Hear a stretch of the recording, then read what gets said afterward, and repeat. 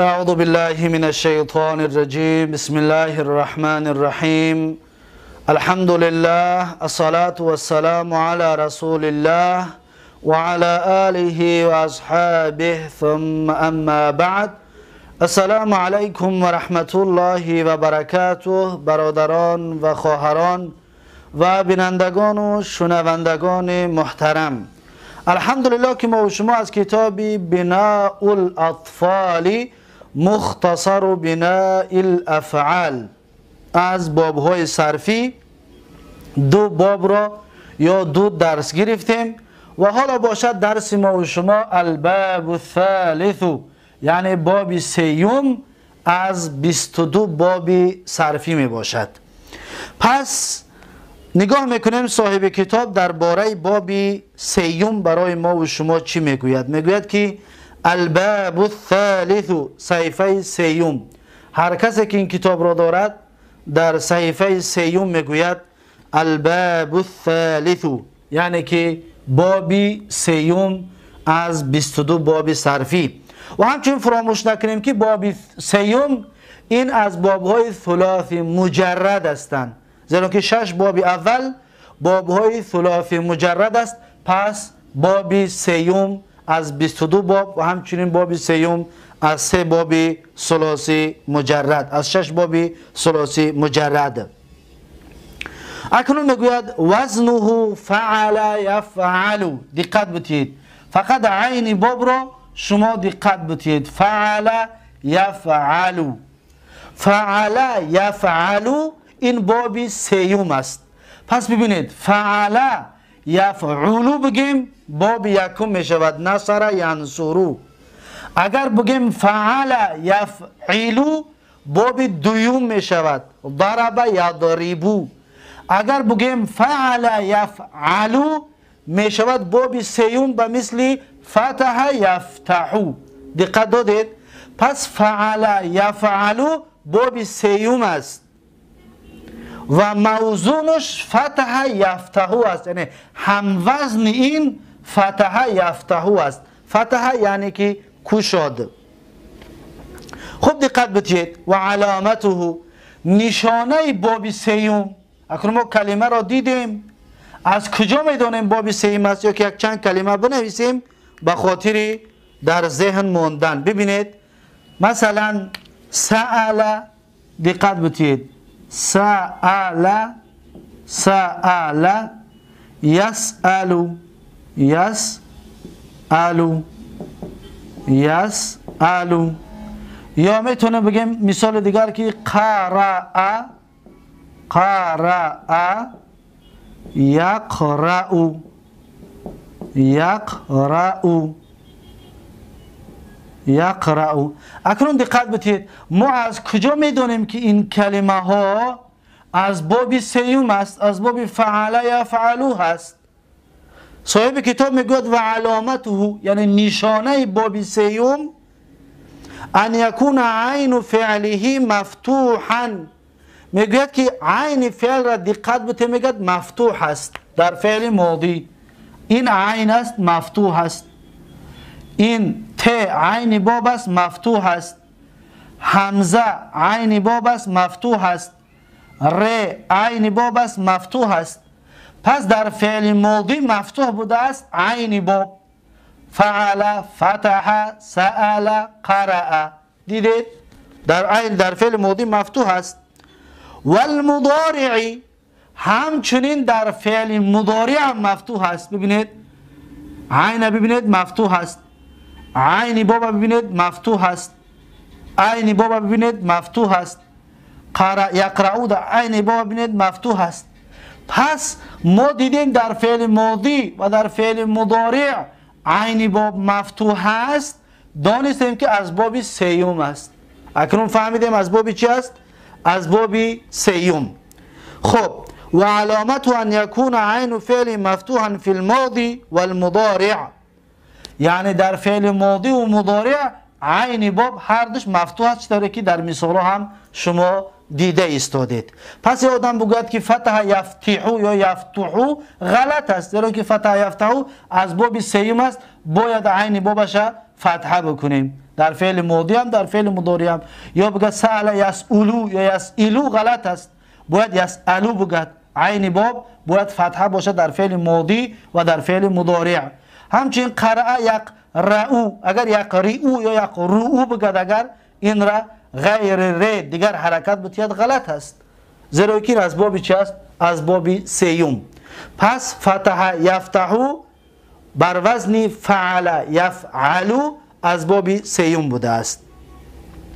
لیکن فراموش نشود که باب سیوم شرط دارد. ما باب یکم رو خوندیم شرط نخوندیم، باب دوم رو باب نصر ینصرو یکم رو خوندیم شرط نبود، باب دوم ضرب یضرب شرط نداشت، لیکن باب سیوم فتح یفتحو شرط دارد. اکنون شرطش چی است؟ شرطش همین است که صاحب کتاب هم چون میگوید بشرط ان یکون عین فعله او لامه واحدا من حروف الحلقی، میگوید که عین فعل یا لام فعل، یعنی دو تا اخیر یک تاش، از همین دو تا اخیر یک تا حرفش باید حرفای حلقی باشد. حرفای حلقی چند تا از در زبان عربی؟ 6 تا است. ببینید علی، همزه و ها و ح و خ و عین و غین. این 6 تا را میگن حرفای چی؟ حرفای حلقی. پس وقتی که ما از باب سیوم کلمه را که میگوییم عین بابش یا لام بابش یکی از این حرفا باید باشد. پس بیاید در مثال نوشته ما ببینیم که حرف حلقی هسته یا نه. ببینید فتح، ح حرف حلق است، در اینجا ببینید ح حرف حلق است. پس فتح از باب چی است؟ سیوم است. یا سأل، ببینید همزه حرف حلق است، پس سأل از باب چی است؟ از باب سیوم، زیرا که عین باب حرفی حلق است. یا قرأ، ببینید همزه همچنین قرأ، لام باب حرفی حلق است، پس این قرأ از باب چی است؟ سیوم است. دیدید؟ یعنی که هر کلمه را ما دیدیم وقتی میگویم از باب سیوم است باید یکی از آن همین دو حرف اخیرش حرف حلق باشد. اگر حرف حلق نباشد اون از باب سیوم نیست. دقت دادید؟ لیکن فراموش نشود که هر فعل را دیدید که این حرف عینش یا لامش حرف حلق است، شما نگوید که از باب سیوم است، اما از باب سیوم گفتید باید همین چیزها باشد. اما هر حرف را دیدید که دوم یا سیومش حرف حلق است، نگوید حتما از باب سیوم است. دقت بتید، یعنی از باب سیوم گفتن باید حرف حلق داشته باشد. نه که بعضی کلمه های هست که حرف حلقی دارن لیکن از باب سیوم نیستن، از باب سیوم نمی باشن.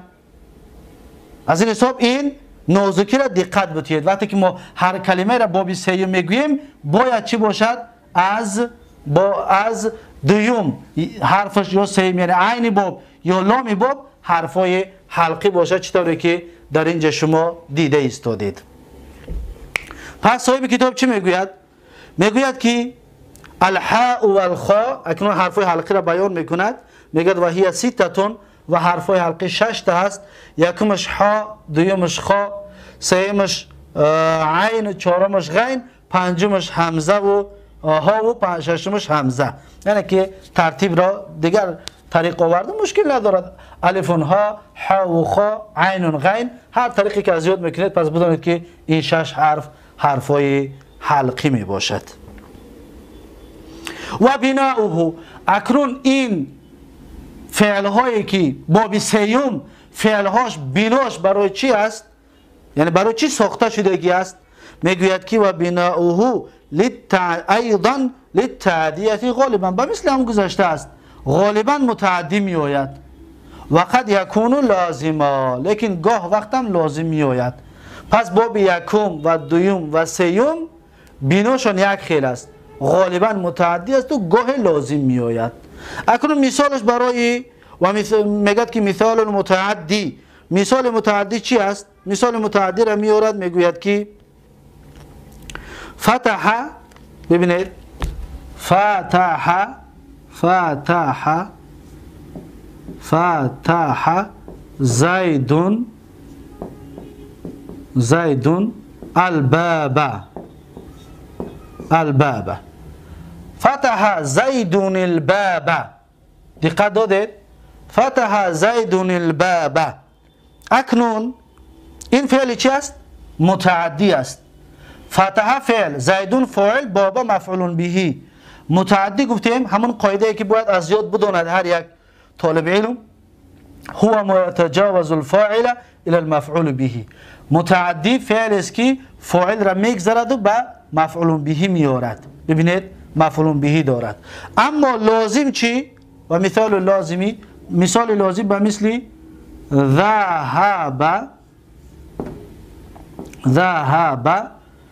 ذهب زیدون. ذهب زیدون. ببینید ذهب زیدون. ذهب فعل لازم است. برای چی؟ به خاطر اینکه مفعول به ندارد. مفعول به ندارد. هو ما لم يتجاوز الفاعل الى المفعول به. فعل لازم مفعول به ندارد. فاعل را گذاشته مفعول به مثل فعل متعدی نیست.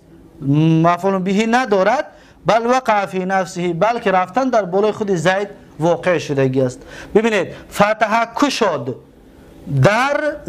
کشاد زید در را.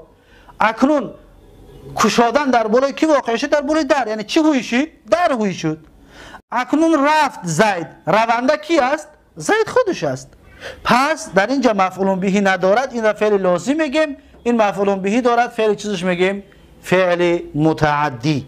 پس بنای باب سیوم و مثل دو باب اول غالبا متعدی و گاه لازم هم می آمده است. پس این هست مثال هایش. اکنون بعد از این اعرابش است.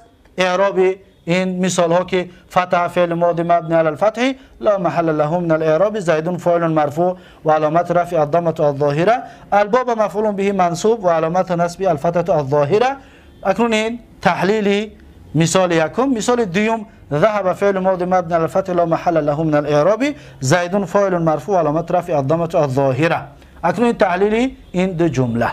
با این درس دوم، درس باب سیوم به آخر رسید. لیکن در اینجا یک قاعده کوتاه که بنده در کتاب جا کردگی هستم، بیاید اون قاعده را دقت میتیم. اکنون درس های گذشته و باب های گذشته را همچنین به سمع شما و به سمع ما و شما میآرد. چی میگوید؟ ببینید میگوید که فعل یفعل.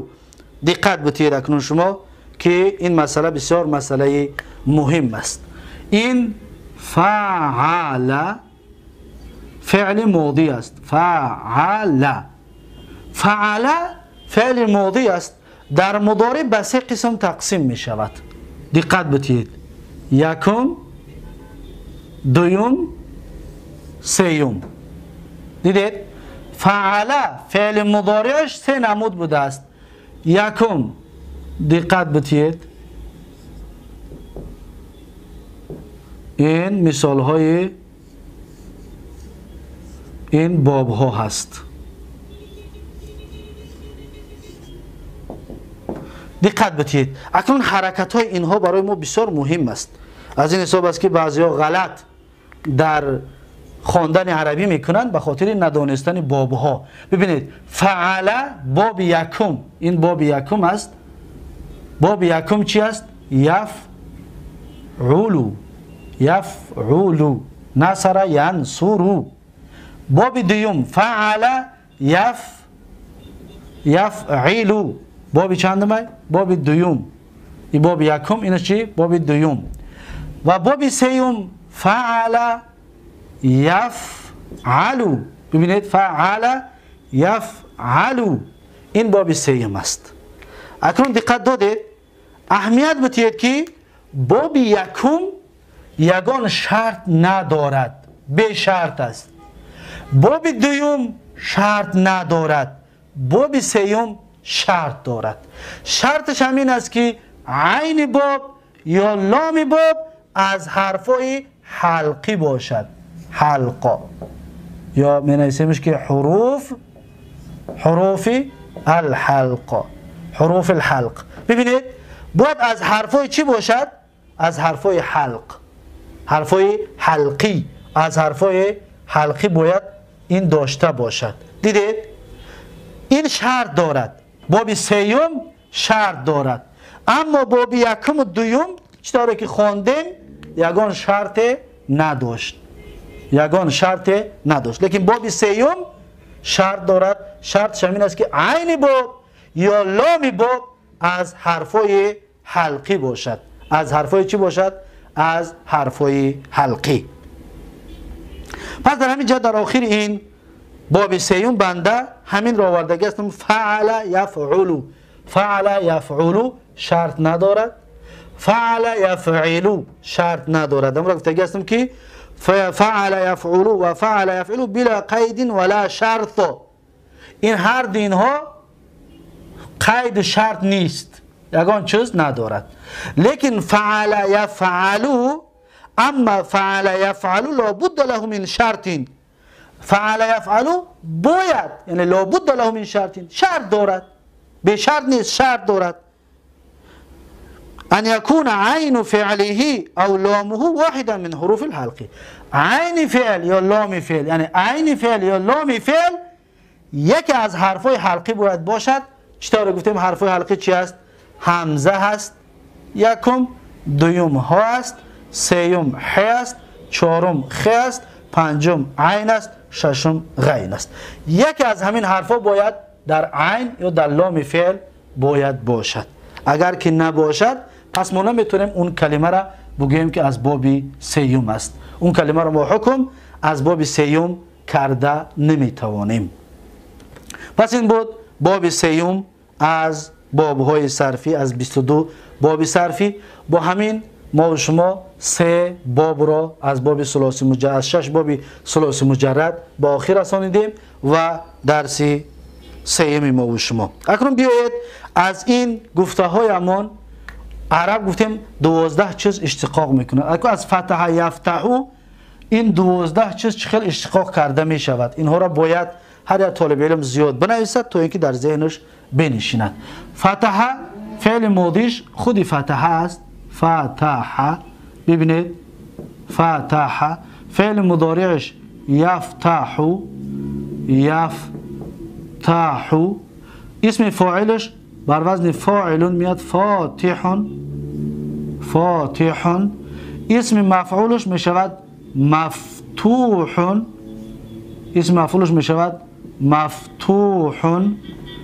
فعل جهدش می شود لم یفتح. فعل جهد می شود لم یفتح. فعل نفیش می شود لا یفتح، لا یفتح. فعل چی است؟ فعل جهد لا یفتح. امر می شود افتح، افتح یعنی بکشا، افتح. و نهی می شود لا تفتح، لا تفتح. اسم زمان و اسم مکانش هر اینها با یک وزن می آید، می شود مفتح، مفتح. اسم زمان و مکان. و اسم آلتش می شود مفتاح بر وزن مفعال، مفتاح، مفتاح اسم آلت. اسم تفضیلش می شود افتح، افتح. ببینید افتح اسم چیه؟ اسم تفضیل. پس این هست اون 12 چیزی که ما و شما از مصدر می گرفتیم. همچنین میگیم مفتحون مصدری میمی هست. مصدری میمی همچنین می شود مفتحون، زیرا که از غیر باب یفعلو است. از غیر باب یفعلو یعنی از باب دوم نباشد درس گذشته. پس مفتحون اسم زمان، اسم مکان، مصدر میمی بر یک وزن می آید. خب اکنون فعل ماضی 14 صیغه معلوم، 14 صیغه مجهول دارد. این را بگویید. فتح فتح فتح تا آخرش، یا یفتح یفتحان، فتح فتح فتحو تا آخرش همچنین معلوم مجهول شه. یفتح همچنین 14 صیغه دارد معلوم و 14 صیغه مجهول. یفتح یفتحان یفتحون. فاتحون 6 صیغه، مفتوحون 6 صیغه دارد و جهد 14 صیغه دارد. نفی 14 صیغه دارد. امر 6 صیغه دارد. نهی 8 صیغه دارد معلوم، 14 صیغه دارد مجهول. اسم زمان و مکان 3 صیغه است، اسم آلت 3 صیغه است، اسم تفضیل 6 صیغه است که اینها را شما خودتان بگویید. اکنون سأل یسأل رو همچنین به مثل این میتونید شما بگیرید که سأل یسأل سائل مسئول، لم یسأل لا یسأل اسأل لا تسأل مسأل. اسم زمان و مکان میشود مسئل یا اسم آلت میشود مسئل و اسم تفضیل میشود اسألو. یا قرأ یقرأ همینطور، قرأ یقرأ قارئ مقروء، لم یقرأ لا یقرأ اقرأ لا تقرأ. اسم زمان و مکان میشود مقرأ یعنی جای خواندن یا وقتی خواندن، و مقراء یا مقرأ آلت خواندن، همچنین مقرأ اسم مفتاح، مفعل اسم چی بود؟ اسم آلت بود، به همین وزن می شود مقرأ یا مقرأتون، و اسم تفضیلش می شود اقرأ. همینطور اینها را شما اکنون در دفتراتون می نویسید و بسیار کار میکنید با وزنهاشون، با مذکر و مؤنث و یک کسه و دو کسه و سه کسه و هر طریقی که در بدان خوانده بودیم اینها را همون طور کار کنید تا اینکه در ذهناتون این چیزها خوب بشیند و خوب بماند. پس این هست سیوم بابی از 22 بابی صرفی. با همین درس امروزه را به پایان میرسانم و تا درس آینده یکایک شما رو به الله تبارک و تعالی میسپارم. امیدوار هستم که از این درس ها لذت و فایده به دست آورده استادید و درس آینده ما و شما ان شاء الله بابی 4 از 22 بابی صرفی می باشد. بارک الله فیکم و جزاکم الله خیرا و السلام علیکم و رحمت الله و برکاته.